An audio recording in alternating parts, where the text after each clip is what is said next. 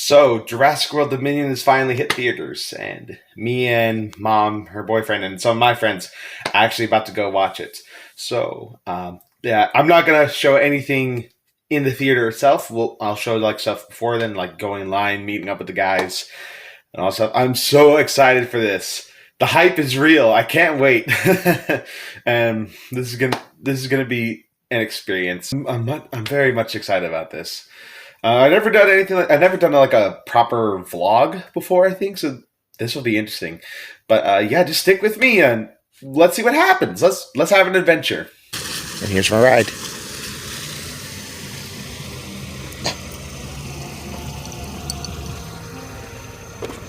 Your perfume. Thank you.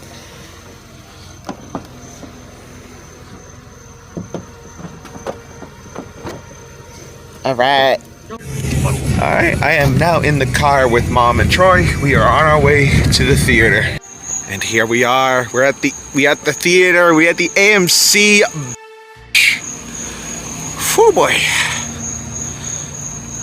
And apparently a couple of the guys are already here too, so yeah. I'm quite excited to see my friends. How's it going? Hey Zach. How you doing? Doing good. Oh, and Kyle, I think that's Kyle right behind you. Yeah, the three of us showed up at the exact same time. I've been here for a little bit, watching Better Call Saul. Hey man. Oh, nice. All right, we're all here. We're all in the theater. We're all getting ready for the movie. You probably can't see my mom; it's all dark. You can see that. Yeah, we're here now. We're just sitting down, getting ready for the previews. This will probably be the last recording before the movie actually starts. So, yay!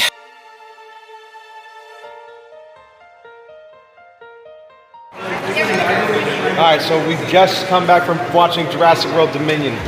My god, that was such a treat. It was a good movie. Yeah, no, that was good. I think it was a great place. I really don't understand why the critics didn't really like that, but I thought that was a good ending. yeah, right? We definitely need to do a review of this first chance we get. Alright, so I've come home. It's 1 o'clock in the evening. We've just finished watching Jurassic World Dominion. Oh my god, that was great. But yeah, I don't really have much else to say. I'm looking forward to reviewing this film with me and the guys. It's gonna be a fun time. I can't wait. I really can't. There were a lot of things I feel like I missed, but there's so much in there, and I freaking loved it. And I can't wait. I can't. It was a hell of a ride, and I'm looking forward to whatever comes next. But yeah. That's it. By the time this goes up on YouTube, it's gonna be time for the review, which is gonna be up next. But for the rest of you guys watching this, damn, you really gotta check this out. It was a hell of a ride, and I enjoyed it every second of that. Yeah. Anyway, good night.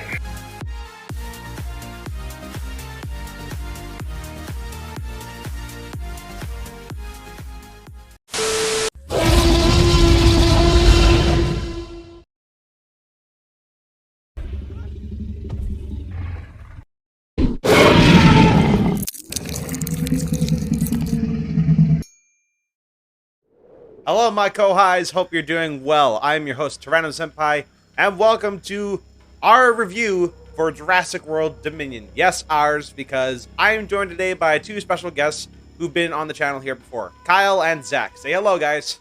Yo, what's up? Yeah, lol. Nice Russian accent. Love it. Yes, so the three of us, plus my mom and Troy, but they're not here, went to see Jurassic World Dominion on opening night. Friday, I think it was, so just a few days ago, so it's still kind of fresh in our minds. So we figured, hey, why not review it, talk about our favorite scenes, what we liked about the film, what we didn't like, all that sort of thing. Hopefully this won't be an hour-long video, but I have a feeling it's probably going to devolve to that point. Alright, so we ready to begin, gentlemen? Yeah, definitely. Alright, so, first topic. What was our favorite scene in the entire film? Basically anything, from beginning to end. Should I go first? Since I am the host. Yeah, you can go right ahead. Alright, hands down, the Malta scene. From start to finish, loved it. Loved the Atrociraptors. I loved seeing the battle arena between the Baryonyx and the Allosaurus. Just all the insanity just going on, like the black market. Ooh, I love that. That's like a whole new aspect to the Jurassic film that I was kind of looking forward to. Like, yeah, there were poachers, but we never really saw anything about dinosaurs being on the black market or anything like that. And then the Atrociraptor scenes. Oh my god, that was awesome. So full of action. And the music accompanying it, oh, it's got to be my favorite. Love it. Yeah, I agree with you. I think that was my favorite scene as well. I really enjoyed that scene, and I loved the pacing of it too. I thought it was really well done. Yeah. Kind of an anticlimactic end, though, with Ghost falling in the water. Oh yeah, but aside from that one and the ice battle scene with Chris Pratt in that one. Oh, the Pyroraptor? The Pyroraptor. I like that scene too. What about you, Zach? For me, it was the scene in the desert at Alan Grant's dig when they first reintroduced the older character. Ah, interesting. Really nostalgic. Oh, yeah. Did they play the traditional Jurassic Park theme during that? I'm pretty sure they did, you know, the... Wah, wah, There might have been wah. a little bit of Maybe. it, but I think it was mixed in. Yeah, with, you know, Michael Giacchino's own spin on it. Yeah. I actually have to contradict you on that Pyroraptor scene, though, Kyle. As fun as it was, it made the Pyroraptor feel underutilized. I mean, basically, the entire scene was kind of spoiled by the trailers. Oh yeah, that's true. Like, Yeah. I thought there'd be more to it than that. It is a little upsetting when a trailer shows basically all that occurs in a scene. That's always very upsetting. Yeah. That's why I avoided a lot of the trailers before seeing the movie. I think that's probably why I enjoyed that scene a little bit more. Yeah. That would make sense. Yeah. Plus, I did like they did show the Pyroraptor swimming, which is actually a supposed theory, because they belong to a supposed line of raptors that were semi-aquatic. Mm-hmm. And, like, if you look closely, you can actually see the Pyroraptor has webbed feet. Oh, I did not notice that. Like, between the two claws. Not the sickle claw, though. Yeah. But yeah, you could actually see it had, like, webbed feet like a duck. But that Malta scene, oh, it's got me chills. It was a lot of fun. I really liked the whole like thing with Bionis was the name of the company, right? Biosyn. Biosyn, my bad. Biosyn with like the whole chips, like, you know, the brainwaves and everything. I thought that was super cool. Brainwaves? You mean like how they controlled the dinosaurs in their environment? Yeah. Yeah, the electrical impulses they send. Mm-hmm. Oh yeah, and the thing to keep the pterosaurs from flying over 500 feet. Yeah. Yeah, like That that. was super cool. Yeah. Kind of a faulty system if you could just shut that off. Yeah, especially if it's not considered one of the critical systems. Which Yeah. it was not. Yeah, especially if it means taking out your supposed enemies. Yeah, I was gonna say. I think the reason it was optional was so they could take out. Yeah, Fucking right. I mean, Clay. unless it's a state of an emergency where they had to release them, the only other reason I can see is that Lewis Dodson not being happy with like certain people flying over is like kill them. Mm-hmm. Do it. Which actually does bring me to our next topic, which is like characters. Lewis Dodson, a returning character we haven't seen since Jurassic Park, and even then, so very little of him was seen. I don't know why people didn't like him. I loved him. He was awesome. The guy who, Scott Campbell, I think the guy who played him, definitely left an impact. Yeah. You could tell he was evil. We know he's evil because of the first movie. Like, you know, it's kind of obvious. This is something you two don't know. I've read both of the Jurassic Park novels that have come out by Michael Crichton. There's a moment in The Lost World where he and Sarah Harding are on a ship. He pushes her overboard into the rough waves underneath, hoping to drown her. Jesus. He's not under the idea of, you know, drowning someone or killing them. I'll go ahead and say this, and I'm not sure if either of you two picked up on this. The way his character was portrayed was... It strongly mirrored Tim Cook, the CEO of Apple, in terms of the Yeah. look and his aesthetic. Huh. I never noticed I that. did pick up on that. Strongly resembled Tim Cook, Yeah. which I found very interesting. Yeah. Let's see. Then we have Kayla Watts, the old Navy pilot. I say old, but she's not that old. That was kind of neat. She was an interesting character. I liked her. I'm actually kind of hoping we see her again in the future Jurassic installment. That's what I was gonna say. It felt like they introduced a pretty interesting character, and she was not unimportant, but like you just said, underutilized, and I entirely agree. Yeah. Like, there's so much potential with Kayla Watts that I don't think we ever got to see. She complements Owen really well. Like, she's the Owen Grady that Owen Grady could be. Yeah, I agree with that, actually. Ramsey Cole? Good God, love that guy. He's funny. Yeah. Yeah, He's oh, really yeah. funny. Yeah, that was... Yeah. That moment where he just tells Dodson, like, where he's revealed to have betrayed Dodson at the end. He's, like, so calm. He's so calm about it. He's completely level-headed about the whole thing. He doesn't even scream. He doesn't shout. He's completely calm, level-headed. He knows exactly what he's saying. Mm-hmm.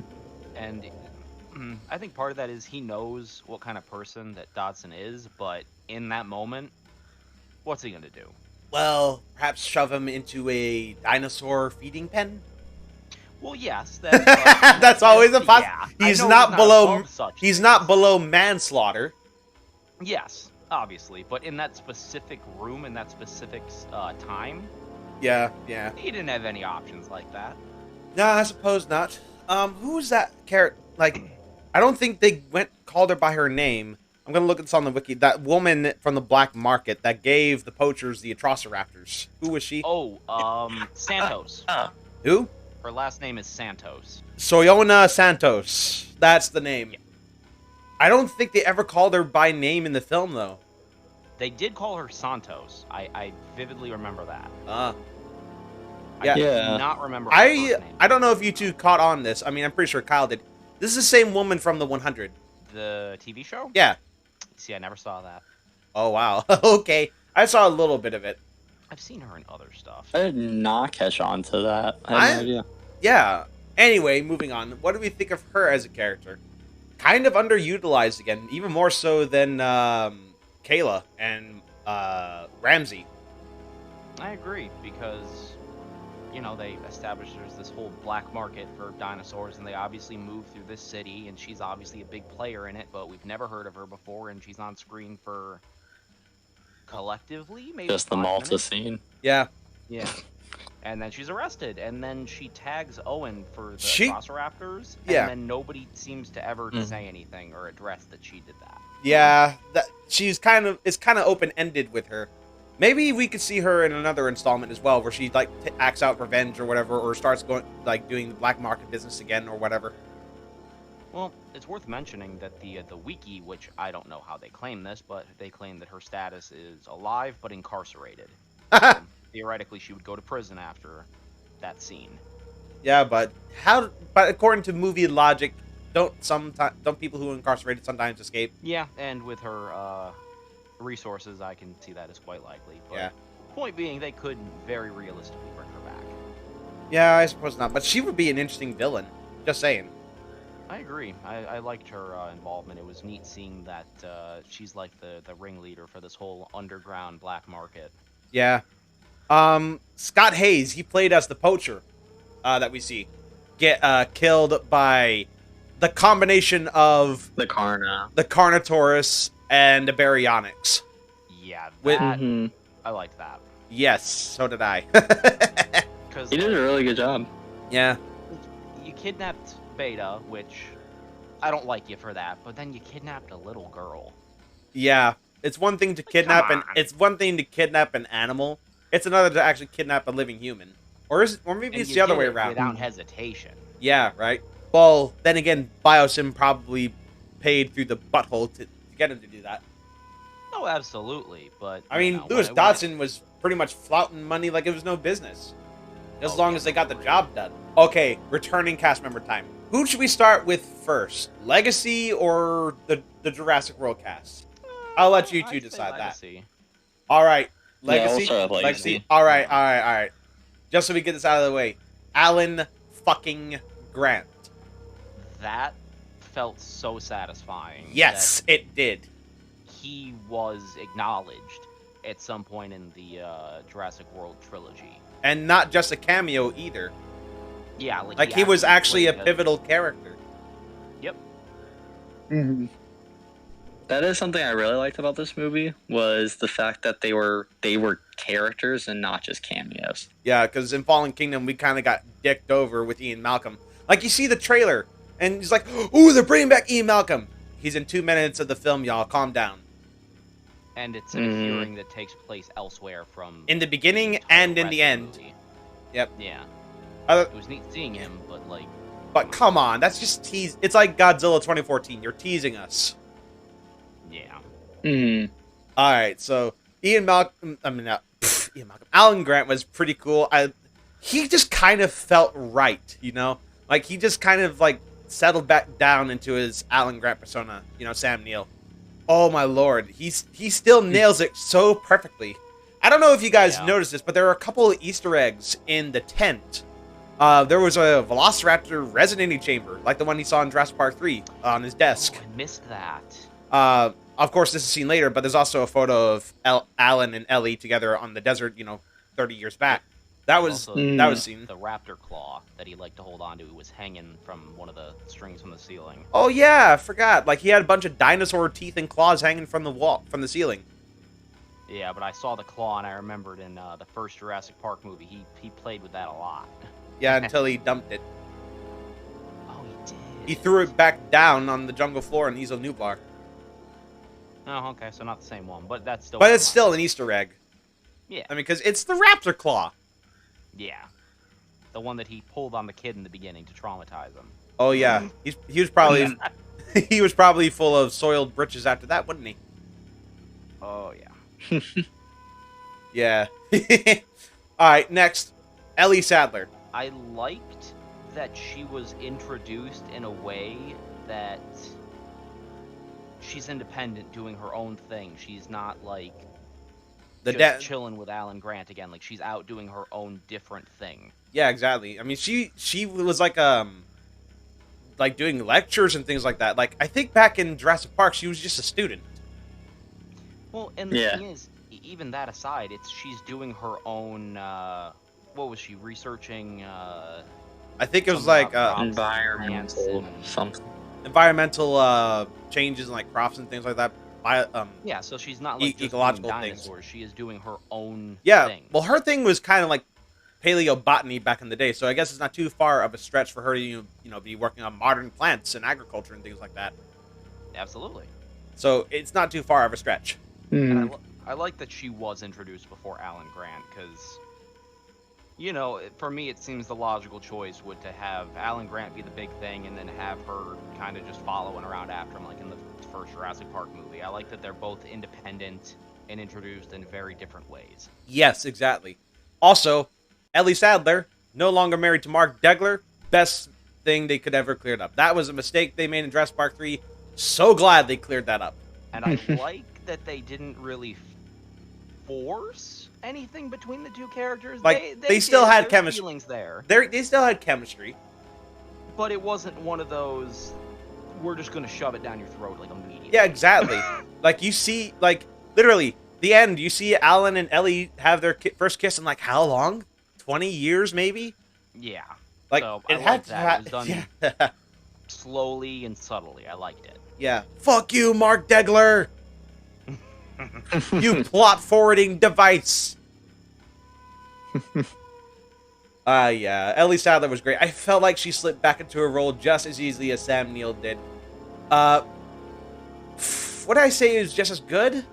She still had that powerful female persona. Like in Jurassic Park, she was never seen as a damsel in distress. Like even in high stress situations, like when she was restoring the power in the shed and she was attacked by a Velociraptor, she was able to handle herself. I feel like in this one, she was able to do just that very as easily.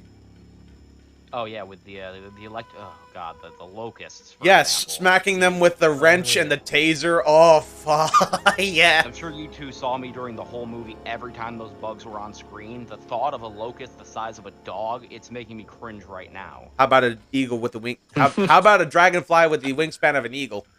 Oh nope. I do not. That's something that actually existed. I'm not sure about these Cretaceous locusts, though. I don't think I've ever heard of that. No, and in the movie, it's implied that they took a lot of genetics they discovered from that time period and basically screwed with nature again. Yeah, A common theme in Jurassic Park history. Except they made the mistake of releasing them, and I really don't know what the intended goal of that was. I do. Remember, they said that they were eating biosyn crops. Yes, so I do biosyn remember could make money off of it.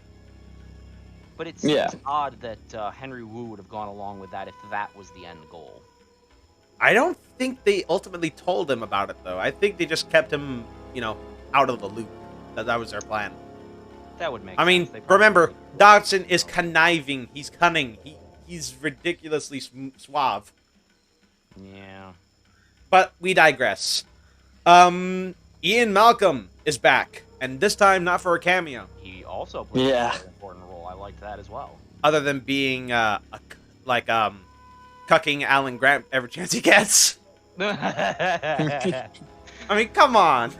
Alan still hates his guts. Yeah, but he was civil, and I will give him that. He was. He was like, I'm going to hold my tongue, and I'm not going to say anything I'm going to regret. Yep. Which turned out to be the right play, because a lot of Ian Malcolm kind of, of seemingly cock-blocking, there was typically a purpose behind it. Yeah. As if he had an ulterior motive. Yeah. Also, there was a little Easter egg. I'm pretty sure you guys caught on to this. There's a moment when Ian Malcolm has his shirt slightly unbuttoned. Oh, yeah. That is a clear Easter egg to when, in the first Jurassic Park, he was lying on the work table, and he was shirtless, his coat was unfastened, and he was just laying there, broad and hairy chest, all over the place. Yeah. I gotta get those pecs out. Yeah. 60-odd years old, he still got it. Yeah. But, jokes aside, let's get all serious. Working for Biosyn, that's an interesting take. He's only been working there for 6 weeks, according to the film canon. But I can see it, because Ian Malcolm is, since the first movie, he's been one of the most vocal individuals against this type of genetic research and experimentation. I mean, he hated Jurassic Park from the very start. Like, he saw the wonder that Jurassic Park brought, but at the same time, he knew what dangers was there, that it was doomed to fail. Mm-hmm. Maybe he thought this. Maybe he thought the same. Yeah. Maybe he thought the same with Biosyn. Hell, I don't think he's ever been to Jurassic World, but he makes a comment on his Jurassic World. I hate that place, bruh. I don't think you ever went there. I mean, given how he typically works, I could see him at some point having visited the park just to be a cynic. Yeah, to go and to say, I've been there, and it's basically Jurassic Park. Yep. It's the same thing that failed the first time, and that's why it failed the second time. Yep.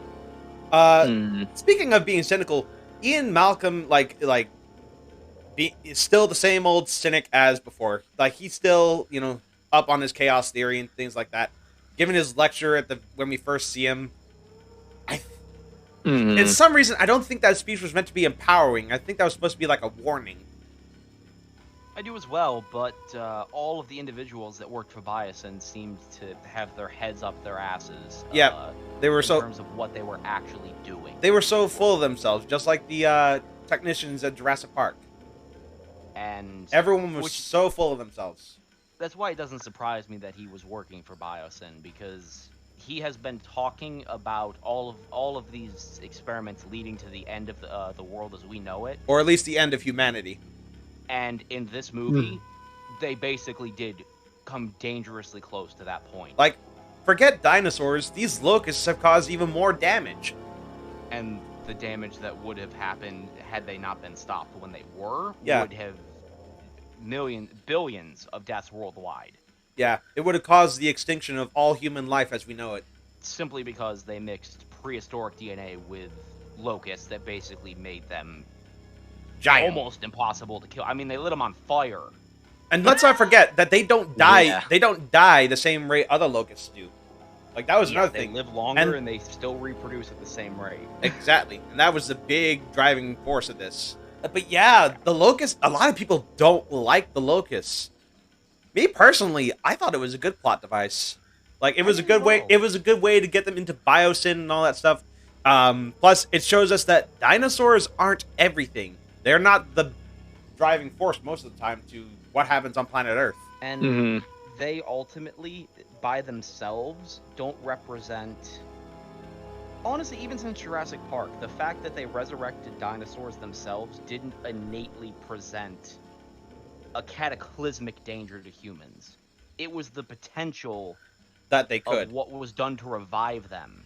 Genetic power. It's not the dinosaurs themselves. It's the power that we used to bring them to life. Yep, that was always the fear, and I think the locusts are the perfect representation of that because someone finally took it farther than just dinosaurs. Yep. Well, then again, Ian Malcolm's yeah. fear the whole time. Yeah. I mean, we hear in Fallen Kingdom, like, genetic power has been unleashed, and what's going to be done with it? It ain't going to stop at the extinction of the dinosaurs. Yep. He literally he literally kind of like alluded to that.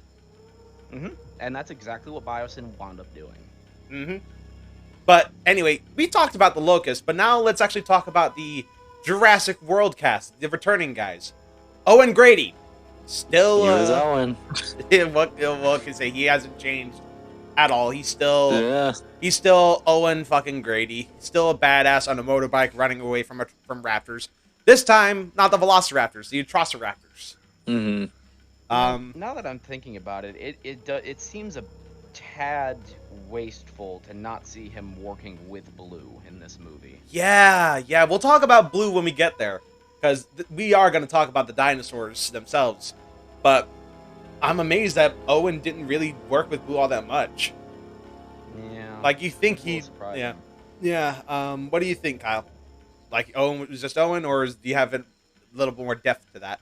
I mean, there wasn't like really anything character development wise with him. He's kind of remained himself throughout the movies, in my opinion. Well, I guess that's consistency. Yeah. And I felt he was like a flat character, not a round character. You know? Yeah. But his interaction with Alan Grant, fuck yes, awesome. Yes, I loved every second of that. The man who studied velociraptors throughout possibly his whole paleontological career, and then the guy who trained them. Yeah. Hold on one second. And the two of them having conversations about their various encounters, because after the encounters Alan Grant had in Jurassic Park, and then Jurassic Park 3. Raptors. Yeah, which are apparently still alive in the Jurassic canon. Curious, are they still on the that island? Or nope, they're in Canada. Elsewhere? Canada. Yeah, that's where their last sighting was. Claire. She's been through quite a lot, it seems. Like, both she and Owen now had to bear the responsibility of being parents, I guess? Yeah. I'm gonna be honest, that I kind of expected. Well, given yeah. the way the second movie ended, that they would wind up being the caretakers for this girl, since she has really no one else left in the world who actually cares about her as a person. The new iPhone was a huge product placement in this movie. Every character had the new iPhone. Really? I'm gonna be really honest. Yeah. I didn't even notice that. Neither did I. I noticed that. Jesus Christ, that's some nice. Some nice perception, Kyle. There's one scene where they're using the phone for a flashlight. I'm like, that's a fucking iPhone. He's using an iPhone. I didn't even notice. That was wow. That was something I caught on with. I was like, every it's, character in this movie has an iPhone. It's kind of like in Jurassic World where they were promoting Samsung, Mercedes, Verizon, Starbucks. That's every freaking Sony movie has Androids. Yeah, except this wasn't Sony. Yeah. So it's... Yeah, that's just something I noticed. I noticed everyone had the iPhone because they had the tri-camera, you know. Yeah. It's very obvious. But anyway, returning to Claire. She's not, like... I don't think she expected to take on the mothering role, you know, so easily. I think she struggles a little bit. Well, it also doesn't help that, It's not her kid. Well, not just that, but she's... What did they say? She's 15? 14. 14. Point being... she's a teenager. In my experience, most girls around that age tend to not get along with their mothers. Yeah, I suppose so. Even if it's like a surrogate mother. So, the trouble that Claire was having didn't seem entirely unexpected to me. Yeah. Yeah. Let's see, what else is there? I liked her interactions with Ellie Sadler. Like that moment was like, "Do you still have nightmares?" And Ellie's like, "Oh yeah," and they just have like this little when they have that little moment together. The parallels between Ellie and Alan and Claire and Owen is pretty clearly highlighted. I did enjoy that. Also, can I just say, finally they confess their love for each other. Owen straight up says, "I love you, Claire." Like for once, a Jurassic World film where the couple doesn't break up for some reason. They actually stayed. They stayed together. Which that part of me expected, but part of me could have seen it going a different way because their relationship between the 3 movies has been very back and forth. It has, hasn't it? Yeah. They even say that. They're like, "Oh yeah, you're a weird situation with Owen." Yeah. Plus, absolutely, first character to ever give not 1 but 2 middle fingers in the Jurassic Park franchise. Oh, that that was awesome. The first character to ever flip the bird, even once.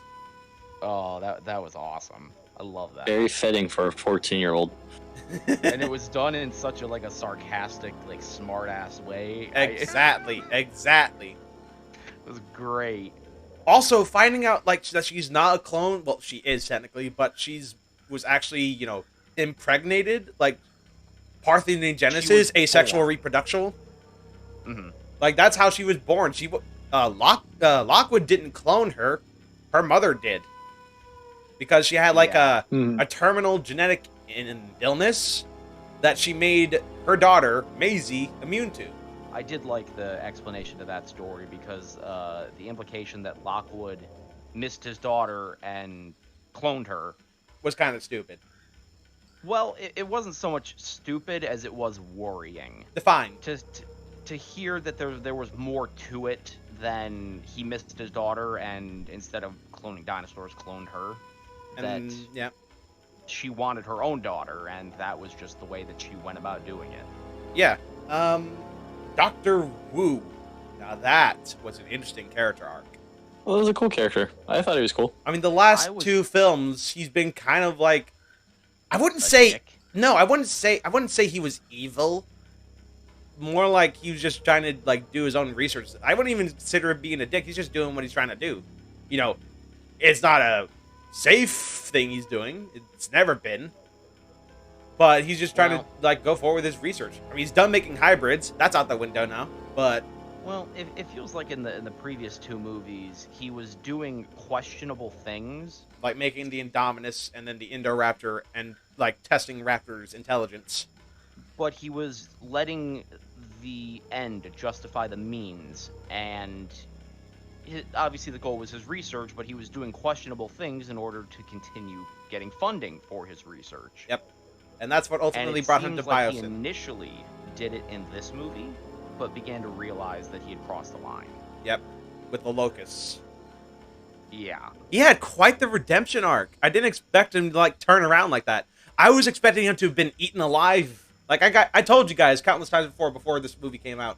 I wanted to see, I thought Dr. Wu would die similarly to how he died in the novel, which is killed by a raptor. And I remember telling you that I was all for it after everything that he had done through all the movies, all of the questionable things he had done.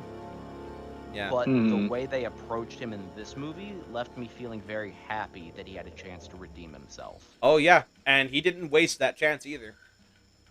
Yeah. Yeah. The fact that he wanted redemption and he earned it. Yeah.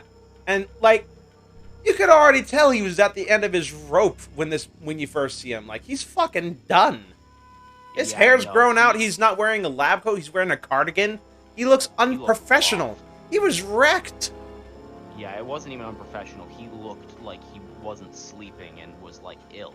He looked very rough. He looked sickly. And it makes sense, because someone as intelligent as him understood the implications of what releasing the locusts would meant. do. So he knew what was coming. He knew it was a matter of time, and to hear Dodgson just be like, whatever. That's what it is. Whatever, let it happen. That just means we get money for it. You could tell that he did not want to go along with what was being done, but he was dug in such a hole that he didn't have a choice. He couldn't get himself out. Oh yeah, what about that one impactful line when Ian Malcolm is fired from his job and he looks at Dodson and he just points his finger and just says one word. Dodson. That carried so much weight. The ass ripping that followed. Ooh, that whole speech he gave after that line was incredibly satisfying. Oh no, he said the speech before. Oh god, that's how he ended it. Yeah, it gave me chills. Ooh. I still got the goosies from it. That was a good moment because when he addressed the workers in the control room, I feel like he really hit the nail on the head. He really did. Anybody who worked with Biosyn didn't really realize the damage that they were doing by being complicit. Yeah. Yeah. Zia and Franklin Webb are back too. And they're not annoying! Yes. Oh my god, I didn't hear Franklin Webb scream like a woman once. Let's be honest though, that was always very entertaining. It was, but it did get to a certain point where it's like, oh god almighty. It was predictable after a degree, I agree with that. It was, yeah. He didn't seem like a wimp anymore. Like, remember in Fallen Kingdom where he was like trying to compress like Blue's wound and he just splats blood all over his face, like, it's in my mouth. Did it get in my mouth? Yeah, the thing is though, you gotta figure certain experiences like that, they tend to have two effects. Either you lose your mind completely and you break, or you come out stronger. He was kind of somewhere in between. Yeah, but the fact that he kept going, it kind of added up to me. But I did find it odd he worked for the DPW. CIA, the FBI. Yeah, but before then he was working for the DPW. Yeah, it was odd to see him in like an official intelligence role. It was actually kind of impressive.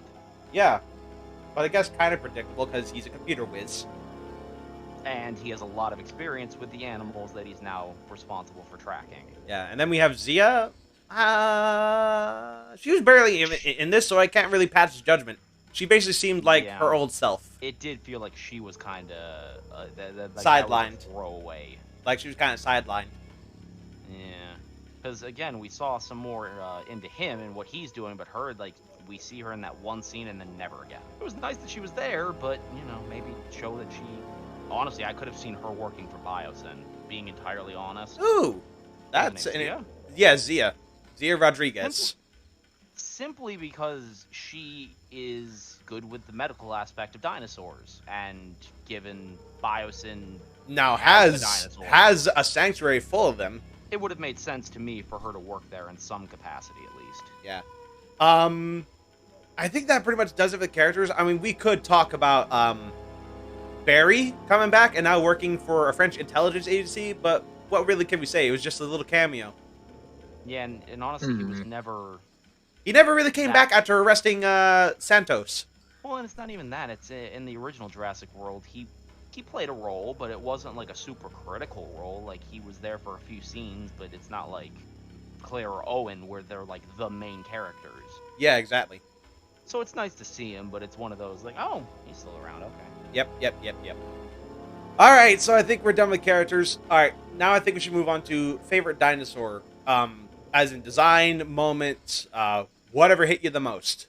It could be one of the new ones or one of the old ones. Well, for me, it was hands down the Therizinosaurus. Claws, the fact you remember the name. Which one was that? The one with the Freddy Krueger claws.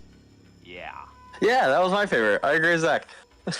Yeah. It was interesting that it was introduced and instantly, like, we see that it's blind in both eyes. Yes, like that caught me off guard. Like, wait a minute, is this thing blind? Like, and it was we'd never seen that before. Hide. Yeah. Using water because all it has is hearing and scent, and water will mask your scent. Although it came very close. Oh yeah, no, it knew she was there, but it couldn't tell where. Yeah. So it just roared in frustration just above her head. That was a good scene. That was a really That fun was scene. so tense. Like, if she made any noise, she'd be cooked. And I did find it interesting that the Therizinosaurus wasn't considered an apex in that valley, but when it faced against the... We'll talk about the final battle. We'll talk about the final battle, but let's leave that on hold.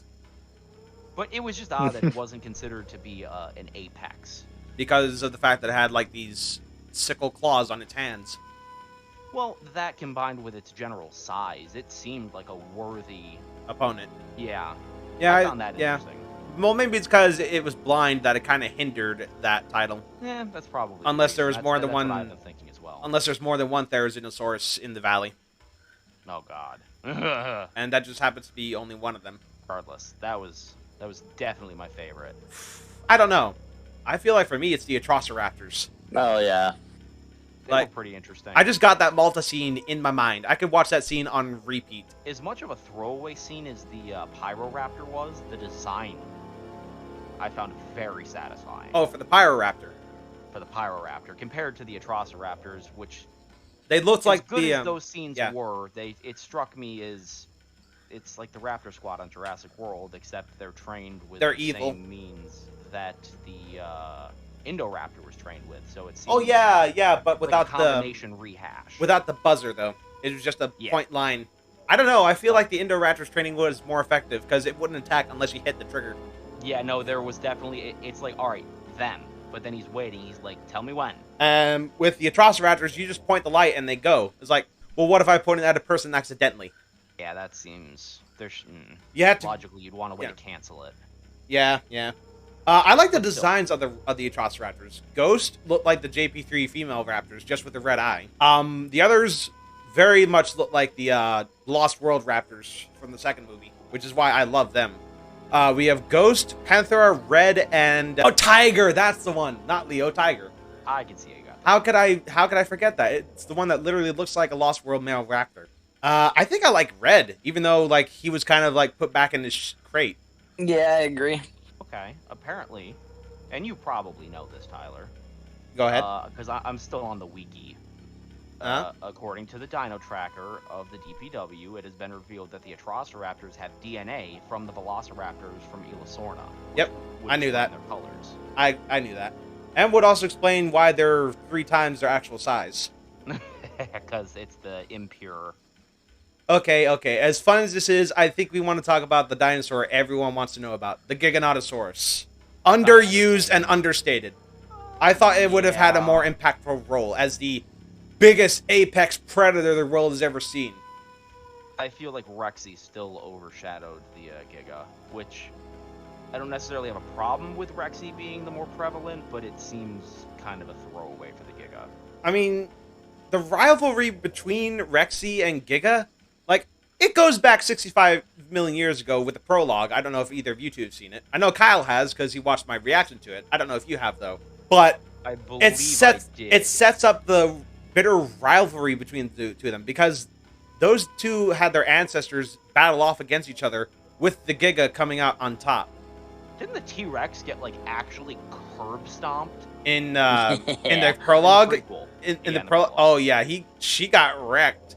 Like obliterated. I saw Like, that. I definitely remember. She that. fell off the like we don't see the death happen. She just sort of falls off. Like the camera pans down, she just falls off the hill and dies. I was gonna be honest. I mildly expected that to be at the beginning of the film.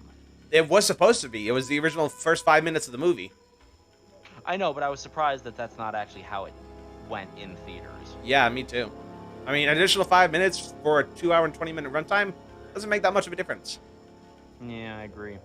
But yeah, that set up the bitter rivalry between the two of them. I thought it would have been more like King of the Monsters, you know, where we see King Ghidorah and Godzilla, you know, constantly in a territorial dispute. But no, we only see them, like, interact twice, and only one of them is actually a real fight. Yeah. And even then, that fight feels just tacked on. As cool as it is, and as much as I love the finishing blow, like where Rexy just shoves the Giga into the Therizinosaurus' claws and just impales the thing, it feels tacked on. Like, Because it doesn't play any role in the outcome of the movie. yeah, plus, again, really, Rexy needs help killing another big carnivore? Really? I mean, This is getting old. to be fair though, in this instance, it's more like the Therizinosaurus was standing there and Yeah. just happened to have the Giga thrown at it because, you know, it's blind, its reflexes are there, but they're not. So it's probably like, oh, can't what's this on my fingers? Yeah, like think of it like if there were spikes on the wall and they got thrown into them, because that's how I imagine. Or even if Again, the Therizinosaurus died and Rexy just pushed it onto the corpse and those claws happened to pierce it. Exactly. So yeah, Rexy got a little help, but it was a blind Yeah. Therizinosaurus. Yeah. Legit, I thought she was going to die. Rexy- Oh yeah, no, I actually sat there and I was thinking to myself, I'm like, I don't think Rexy's actually dead because I know Tyler would be throwing a hissy fit. Yes. I was legit about to, like, toss my popcorn bin to the floor and be like, son of a bitch! I sat there and I was waiting for you to say something.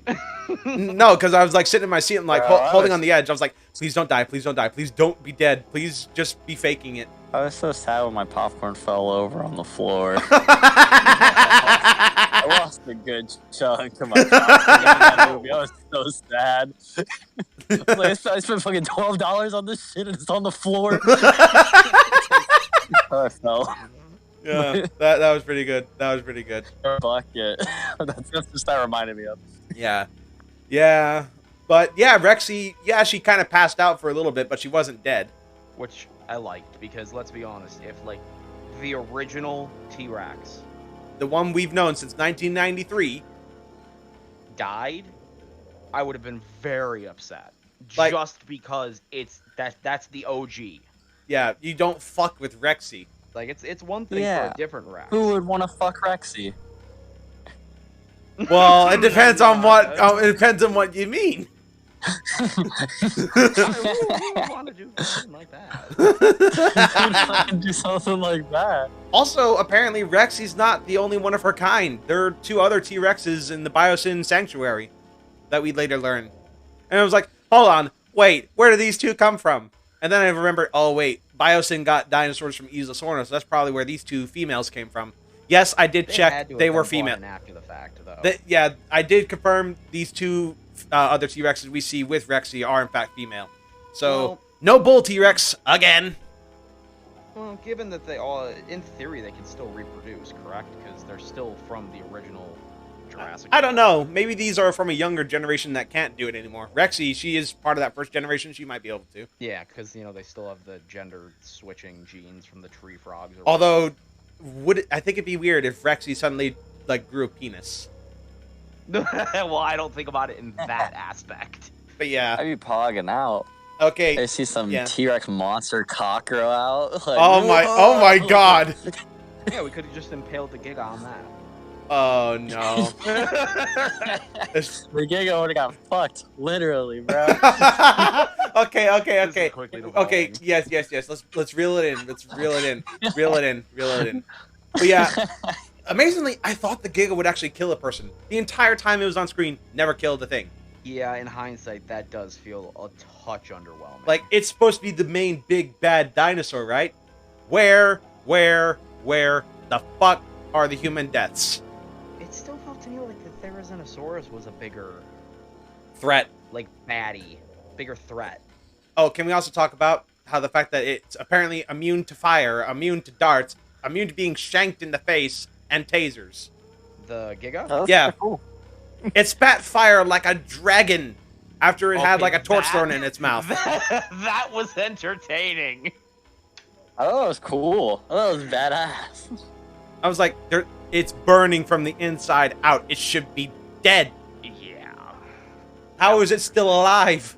Nah, he was like those Hawaiian fire breathers. Swash. Oh, It's Fun pretty show. impressive that Ian Malcolm just friggin' chucked that shit. yeah. But regarding Yeah. the dinosaurs, I did not like the animatronics. I did not. I Really? did. I thought They moved too robotically. I feel they didn't move. I mean, yeah, you can argue Jurassic Park was kind of robotic as well, but this looked especially bad. Well, the thing about Jurassic Park is I've heard the argument made that in terms of practical effects, the original film looks better than anything produced since. Yeah. In terms of practical effects. Yeah. I mean, I've heard it compared to Magic in terms of what they accomplished. yeah. I mean, the Giga especially, the animatronic was stationary most of the time. The Dimetrodons that we see in the Amber Mine, yeah, I could embrace the immersion. Like, I would have loved that they were animatronic but had CG over the top of them, so at least they moved more dynamically.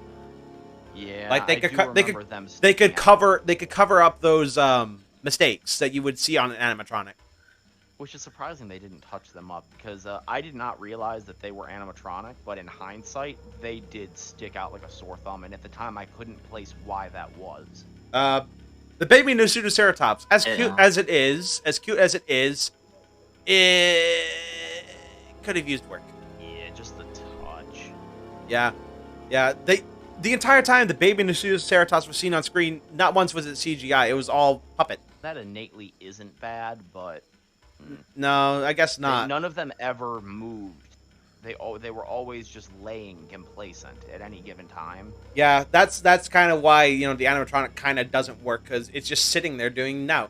It wasn't horrible, But it wasn't the greatest either. And the Microceratus animatronic, oh my god, that thing was ugly. Which scene was that in the black market? It was in the black market, and it was in the little film with Charlotte. Oh, I remember now. Gotcha. The Dilophosaurus animatronic though was awesome. I agree. That one did. They did look pretty good. Yes. Also, Louis Dotson's death, poetic. Not only did Dennis Nedry, the man he hired to steal the embryos, get killed by them, but the man who hired to steal them also died in the same fashion. It felt fitting that it happened after he reacquired the Barbasol. How? Like, that's my other question. How the fuck did he get the Barbasol can?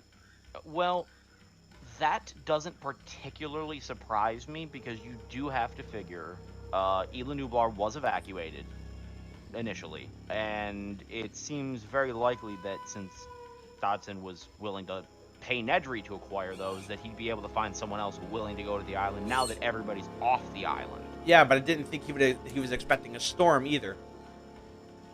This is true, but it just didn't strike me as overly far-fetched that he would have someone attempt to... Yeah. But would this mean that Dodson reacquire succeeded all these years ago? My guess would be no, given the short... I mean, because the embryos would only survive for 36 hours in that coolant.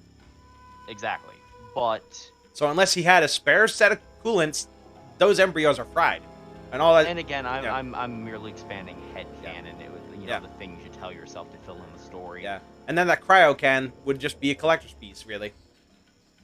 Which that I had no problem with, because that type of individual who rose to that station and that amount of wealth, it seems fitting that he would keep trophies like that. Yep. There were a couple of other obscure dinosaurs that I was surprised about. Dreadnoughtus, the huge sauropod, the monolith of an animal that we see in the water. That was awesome. As little screen time as it got, it showed, yep, they still got it. They still know how to make sauropods magnificent. Now, was that the same dinosaur they had in the original Jurassic Park? No, that was a Brachiosaurus. This is Dreadnoughtus. It's even bigger. But I will say, Brachiosaurus, they're still alive. We saw them in the Biosyn Sanctuary. It's impressive the number of species that have been recovered from Isla Sorna, and potentially from around the world. Yeah. Because Nublar is toast. Nothing's there anymore. Yeah, but still, even the species that were brought off Nublar to begin with. Yes. Yes. It's impressive the number of original Jurassic Park dinosaurs that have still survived. I mean, wait, the Maltus... can we talk about that one guy, though, that was on the scooter that got eaten by an Allosaurus, even though there's a Carno right behind him? Fun fact, there was a competition back in 2019, I think, where Chris Pratt said whoever donated the most and whoever had their name pulled out from a hat or whatever would be eaten by a dinosaur. That guy on the scooter was the competition winner. You see, I remembered that when I saw the scene, and I kind of chuckled to myself. Yeah, I think that out of all the Jurassic Park deaths, that's the most hilarious. I'm sorry. But the guy, he turns back to see a Carnosaurus like, oh, didn't see that there, when he clearly could have driven past it, and plus seeing all the people screaming, and then he just get curve stomped by an Allosaurus. And when you realize this man literally entered a contest to get that role. Yeah. I would have done it. I would have loved to have been chowed on by an Allosaurus. You kidding me? Absolutely, but just when you realize that, you're like, wow. Oh, can we also talk about contest to die? Yeah, can we also talk about like the end where we see all the dinosaurs like in natural world? The Mosasaurus with the humpback whales, I legit thought it was actually going to eat them, but it just went by. I'm like, that is beautiful cinematography. That's like something straight out of Planet Earth. I did enjoy that. Oh, and what about the Triceratops with the elephants? Oh, the Sinoceratops. Yeah, that was pretty cool. I like the parallels with modern creatures. The Parasaurolophus running alongside wild horses. Yep, and the Pteranodons with the water birds. Oh yeah, Seagulls, whatever. Oh yeah, we forgot Quetzalcoatlus. How could I forget? Although its role was so That was minute. hilarious. Its role was so minute, I don't think it was even, worth noting. All it did was just destroy a plane. But it cracked me up. Alright, it's gone. We're good. And then the thing literally just starts obliterating the plane. Yeah. Like, with a vengeance. Yeah, like it stole its lunch money. I like a cut. Yeah. Yeah, like, what'd you say, bitch? I know where you are now. It's not like he thought there was food or it thought it was a threat. It wanted the plane gone. Like, it's like, oh, it's gone. It's gone now. Oh, yeah? Yeah, and then it freaking bursts through like the Kool-Aid man. Yeah, oh, yeah! And then it just takes off just as quickly as it appears. Yeah, fuck this shit, I'm out. I loved that scene because it was just done in such... Oh, it entertained me. It really did, yeah, even if it was for a split second. But I think that's just about the dinosaurs. I think that talks about all the positives. Now let's get on to the things that no one wants to hear, and that's what we think is wrong with the film. For me, and I've told you guys this several times, and I've already told you animatronics was the problem for me. My other big gripe is the pacing. Sometimes, like especially in the beginning, it was really slow. I mean, you get action straight away, like with the Mosasaurus doing a Deadliest Catch episode preview. Next week on Deadliest Catch. And all that stuff. We see Claire, going into this illegal breeder facility and Owen wrangling at the Parasaurolophus to keep him from poachers. And all that stuff. Oh, fuck. You know what we didn't talk about? We didn't talk about Blue or Beta. Oh. Well, like I already said, I feel like Blue was almost a throwaway in this movie. Yeah, she was only there. She was only there to, like, reunite with Beta and things like that. I'm glad that they explained Blue how... was the cameo. Yeah. I thought that she would have had a more prominent role giving her history. Agreed. Even Beta didn't play all... I mean, in terms of, like, saving... Well, it provided a connection with Maisie. Because they're exactly the same. They were both born through parthenogenesis. And from a plot standpoint, yes, Beta was important, but Beta had very little screen time, like insanely little screen time. Also, can I say something about Maisie, like doing the whole eyes on me thing with Beta? Okay, that was awesome. Yeah, it was. Like, she knew exactly what to do in that situation. And even Alan Grant picked up pretty quickly. Yeah, right? Which, I mean, it makes sense, but it was that moment in particular, that was a good moment. Yeah, okay. I think now that we talked about Blue and Beta, I think we're now ready to talk about the negatives. Pacing. That's what I was going to. Sometimes it feels really slow, like especially in the beginning, like you need that build up and all that. And then other times, especially in the middle of the film, you don't have a moment to breathe. Like, one scene, you're being chased by the Quetzalcoatlus. Next scene, a Pyroraptor. Next scene, Dimetrodons in the Amber Mine. Next scene, Therizinosaurus. Next scene, yada yada yada, T-Rex and Giga fight. Next scene. Yeah, towards like, the middle, the pace. The middle act of the film, if you can even call it that, is just so fast.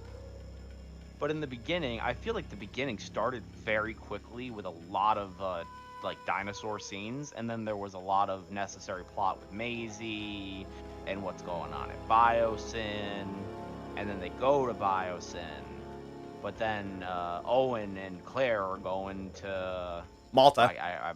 Malta, thank you.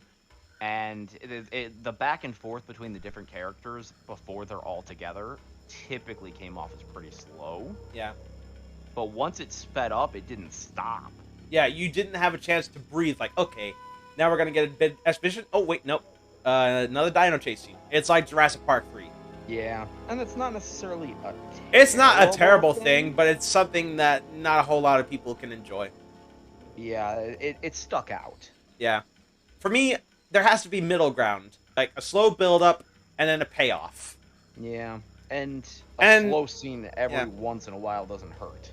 Yeah, and there was a payoff where the legacy cast meets the new cast. Like, that I do remember the traditional Jurassic Park theme was playing. Also, can we just say, Jeff Goldblum's humor on point. Oh my, I forget about that. I love when he sees Henry Wu. He's like, nope, not him. Yeah, he instantly like, nope. You made a promise to a dinosaur. Is that a dinosaur on your shoulder? Yeah. Why? Oh god, I loved his interaction. Like, he just stopped mid-sentence in the middle of an important statement just to ask if Owen had a raptor on his back.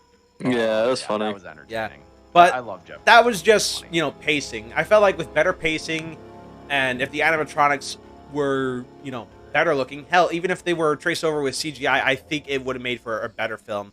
What about you guys? What are your negatives? For me, I think you hit the nail on the head with both of those. And the thing is, I don't feel like the movie had any, like, there was no moments where I was like, no, like there was nothing that like just. There was that potential moment when we all thought Rexy was gonna die. Yes, but they did cover that. I think all three of us would have stood up in our seats and been like, no, I'm not gonna watch this anymore. I don't want to see another T-Rex death. And the thing is, again, for me, it wasn't so much another T-Rex death. It was Rexy. It's Rexy. It's Rexy. Not even Greenie. Not even the buck T-Rex. It's Rexy. Yeah. It's the OG. That's the Rex that Alan Grant and Claire went, or not Claire. Lex. Yeah, like that's. They stared down this T-Rex. Yeah. When Alan Grant is like, the T-Rex is here. And then Ramsey's like, yeah. And then he remembers, oh, wait, these two probably know each other. He's like, yeah. Just arrived a few months before you did. I'm amazed it took 3 years for Fish and Wildlife to actually catch her. That I found a little surprising because with her size. She's not hard to miss. Yeah, and once you find her, you should, in theory, be able to sedate her after a certain point. Yeah, the Dino Tracker website has found 3 sightings of her, starting from California all the way to Oregon. Oh, God, she moved. Yep. Also, can we just say, the first interaction between Rexy and the Giga, she immediately turned into a beta cuck after getting bit in the nose. Yeah. But it kind of made sense to me in the moment, because you have to remember, Rexy had only been awake for probably a couple hours.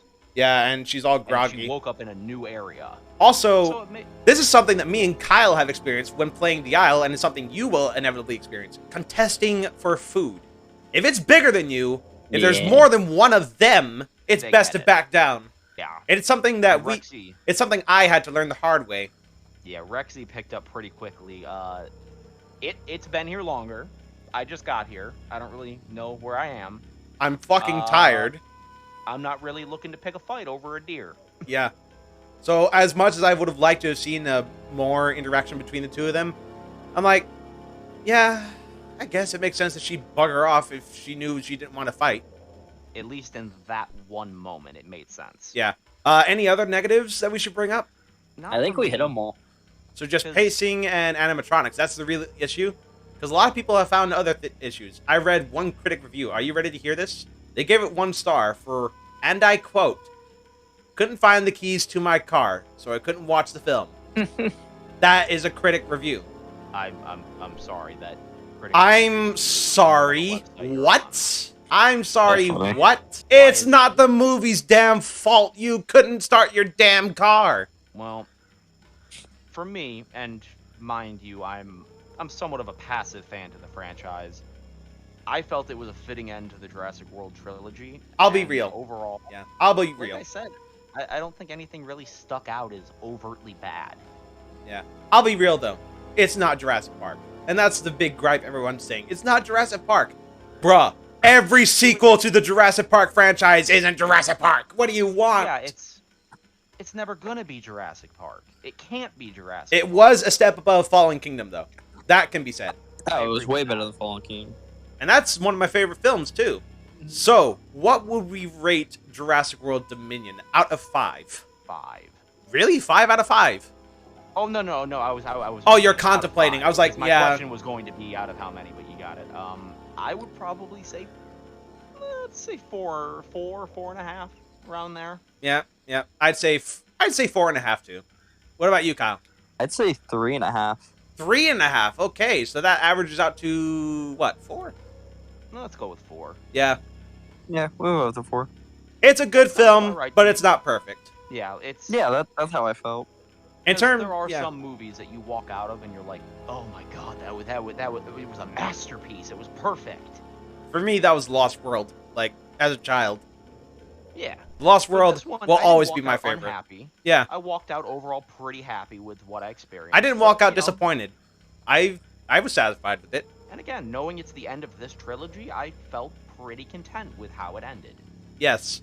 Yeah, I guess that's just about it. For rankings, like my final standing, unless we get a new Jurassic film, I highly think we do, because right now, if I quickly look at how much money Jurassic World Dominion has made already, it has currently made a whopping $392.5 million in the worldwide box office. I believe I remember reading it broke some record. Oh yeah, opening weekend. Yeah, opening weekend since COVID, because when the pandemic started, obviously the movies that were out at the time bombed because nobody saw them, and the movies that came out once theaters reopened also didn't do well. But this one did incredibly well compared to recent movies.